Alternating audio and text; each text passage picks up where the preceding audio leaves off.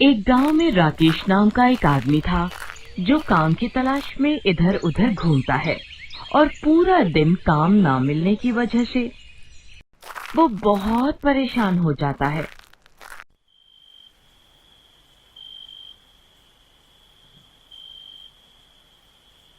और रात को जब वो थककर अपने घर जाता है, घर में घुसते ही उसकी बीवी उससे पैसे मांगती है।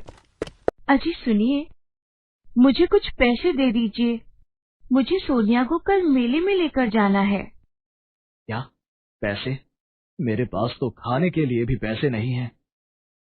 क्या आपके पास पैसे नहीं है? पैसे नहीं है कहने से घर का खर्चा थोड़ी ना चल जाएगा। मुझे नहीं पता, आप जाओ और कहीं से भी पैसे लेकर आओ।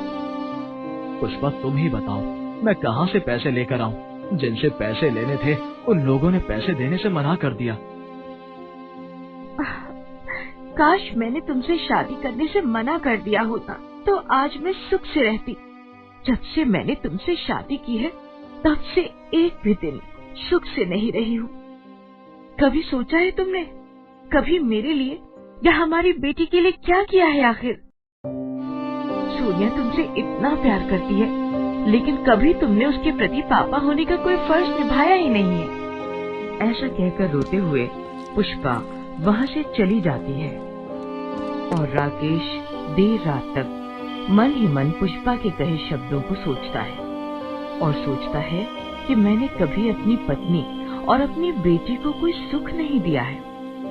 वो यही सब बातें सोचता है और परेशान होकर उठकर बाहर चला जाता है और थोड़ी दूर चलते चलते वो जंगल में चला जाता है। वहाँ जैसे ही वो पहुँचता है तो उसे वहाँ एक तालाब दिखाई देता है जिसके पास एक लकड़ी की तख्ती दिखाई देती है जिस पर लिखा होता है सावधान और नीचे लिखा होता है इस तालाब में जो भी कूदता है वो कंकाल बनकर ही बाहर आता है। ये पढ़कर राकेश मन ही मन में सोचने लगता है कि मैं भी इस तालाब में कूद जाता हूँ। इस रोज रोज की चिक चिक भरी जिंदगी से तो कंकाल बनकर ही रहना बेहतर है। फिर ऐसा कहकर राकेश तालाब में कूद जाता है और जैसे ही वो तालाब में कूदता है तभी तालाब में बवंडर आता है और राकेश को उठाकर बाहर फेंक देता है। अरे मुझे ये क्या हुआ? मुझे ऐसा महसूस हो रहा है कि मैं पहले से और भी ज्यादा ताकतवर और फुर्तीला हो गया हूँ। तभी तालाब में से आवाज आती है। नहीं, ये सच है। ये आवाज सुनकर राकेश बहुत ज्यादा डर जाता है और डरते हुए इधर उधर देखते हुए बोलता है कौन है? कौन है? यहाँ जो भी है सामने आओ। तभी तालाब में से पानी निकलकर बोलता है मैं तालाब बोल रहा हूँ, एक जादुई तालाब। तालाब को ऐसे बोलते देख राकेश और भी ज्यादा डर जाता है। अरे अरे तालाब कैसे बोल सकता है? मैं तालाब ही हूँ और जो भी मेरा इस्तेमाल जो सोच कर करता है उसका उल्टा ही होता है। जो भी मुझ में स्वस्थ होने के लिए कूदे उसका उल्टा हुआ, वो मरकर कंकाल बनकर निकले। अरे फिर तो आप मेरे बहुत काम आ सकते हैं। काम तो आ सकता हूँ, लेकिन उल्टे कामों में, क्योंकि मैं कोई भी काम सीधा नहीं करता हूँ। अब समझ गया मैं तालाब जी। फिर राकेश इधर उधर देखता है और उसे तालाब के पास में ही एक खाली मटका रखा हुआ दिखता है और वो उस मटका को उठाकर तालाब के पास में आता है और फिर तालाब हंसते हुए उस मटके में चला जाता है और फिर राकेश उस मटके को लेकर घर आ जाता है। घर पर उसकी बीवी पुष्पा रसोई में खाना बना रही होती है। पुष्पा, पुष्पा! अरे क्या हो गया? क्यों घर को सर पर उठा रखा है? पुष्पा, हमारे पास कुछ रुपए हैं क्या? क्या पागलों जैसी बातें कर रहे हो? मेरे पास भला रुपये कहाँ से आएंगे? और अगर मेरे पास रुपये होते तो क्या मैं रात को लड़ाई करती? अरे 1-2 रुपए तो वैसे भी घर की औरतों के पास 2-5 रुपए तो निकल ही जाते हैं। हाँ, रुकिए, देखती हूँ। फिर पुष्पा रसोई में जाती है और चीनी के डब्बे में से 10 रुपए निकाल कर लाती है। ये लो, बस यही 10 रुपए थे मेरे पास, ये भी ले लो तुम। हमारे पास ये रुपए भी ना बचे। ये क्या बोल रहे हो? ये 10 रुपए मैंने कल सोनिया को मेले में ले जाने के लिए रखे थे और तुम उसे भी नहीं बचा रहे। जैसे ही वो मटके में पैसा डालता है, वैसे ही मटके में से 7-8 गुना और पैसे निकलकर राकेश की जेब में आ जाते हैं। हे भगवान, ये क्या जादू है? बीवी जी, देखा इस मटके में रखे तालाब के जादुई पानी का कमाल। और हाँ, इसे सिर्फ उल्टे काम करने की आदत है, इसलिए मेरे रुपए खत्म करने की बात की तो इसने मेरी जेब रुपयों से भर दी है। भगवान का शुक्र है कि ये सही हाथों में आया है। इससे तो हमारी ही चीज को खत्म कर कर भर सकते हैं।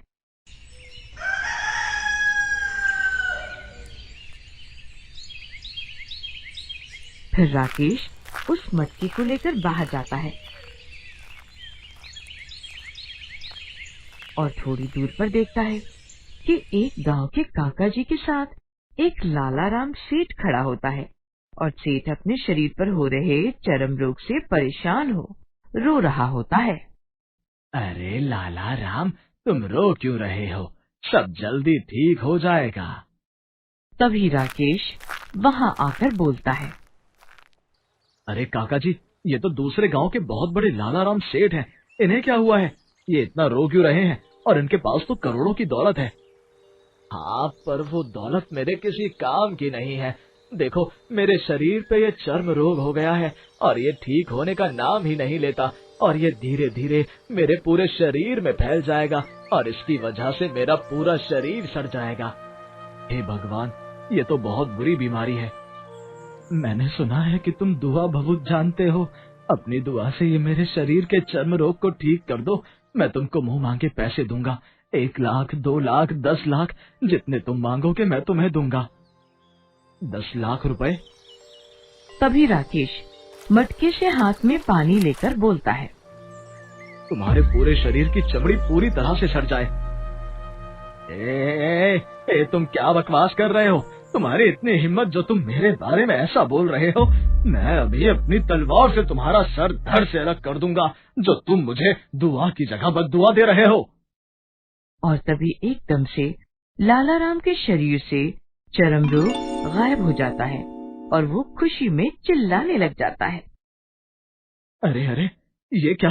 देखो देखो काका जी, मैं ठीक हो गया। देखो, मैं बिल्कुल ठीक हो गया। ये लो, ये लो, ये लो 15 लाख का चेक। फिर राकेश भी वहां अपने घर चला जाता है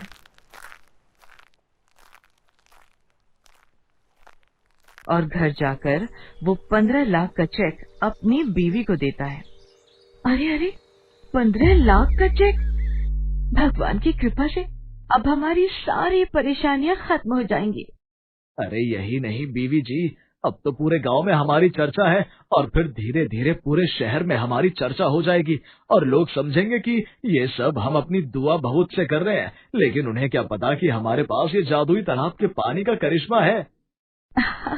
अरे वाह, अब तो हमारे पास पैसा ही पैसा होगा। भगवान का शुक्र है कि ये तालाब का पानी आपको मिला, जिससे हम सब बहुत अमीर हो जाएंगे और हम चाहते हैं कि ये पानी इस मटके से कभी भी खत्म ना हो। अरे अरे, ये क्या बोल दिया तुमने? कितनी बड़ी गलती कर दी पुष्पा तुमने। तुम्हें बताया था ना मैंने कि इस तालाब के पानी को सब उल्टा करने की आदत है। अरे अरे अरे, ये क्या हो रहा है? देखो देखो, तुम्हारे कहते मटका खाली हो गया। हे भगवान, और पैसा कमाने की चाह में ये क्या गलती कर बैठी मैं। चलिए चलिए, जल्दी से उसी तालाब से दोबारा फिर से मटके में पानी भर लाते हैं हम। हाँ हाँ, चलो चलो चलो, जल्दी चलते हैं।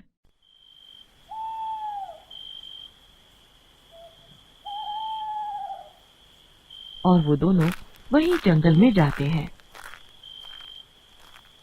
तालाब के पास जाकर देखते हैं कि अरे अरे अरे, ये क्या हो गया?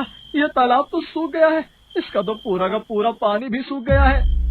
हे भगवान, ये क्या कर दिया मैंने? आज मुझे एक बात समझ आ गई है कि ज्यादा खुशी में या दुख में हमें सोच समझ कर ही बोलना चाहिए, क्योंकि कभी कभी हम खुशी में या दुख में कुछ भी बोल देते हैं और वो सच भी हो जाता है, जिसकी वजह से हमें काफी परेशानियां भी झेलनी पड़ जाती हैं।